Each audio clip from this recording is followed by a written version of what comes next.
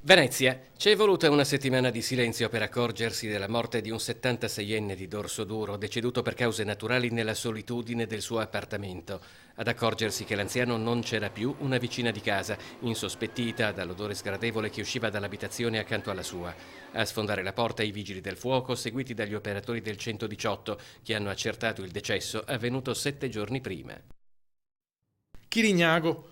Intervento delle volanti intorno alle 7 di mercoledì sera in via Montessori, dove una lite tra due nomadi minorenni era degenerata in rissa col coinvolgimento di alcuni passanti. Un ragazzino stava camminando per strada insieme al padre quando ha notato il coetaneo che qualche giorno prima l'aveva riempito di botte durante un alterco.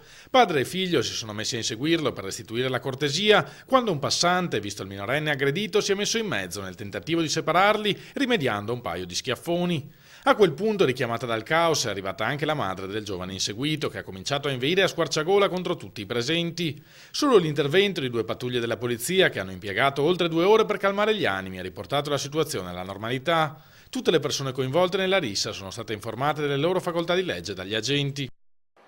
Venezia, un cinese che aveva dato in escandescenze alla stazione Santa Lucia è stato arrestato da agenti della Polfer con l'accusa di rifiuto di fornire le generalità, resistenza pubblica ufficiale e possesso di armi improprie. L'uomo, ubriaco, gridava e importunava i viaggiatori e avrebbe voluto salire sul diretto per Bologna con un biglietto già utilizzato.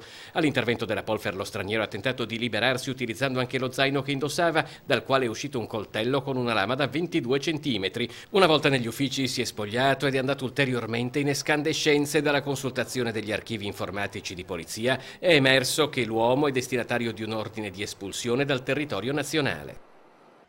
Mestre. La chiamata alla polizia è arrivata alle 8 di sera da parte di 2 lagunari di pattuglia in via Sernaglia.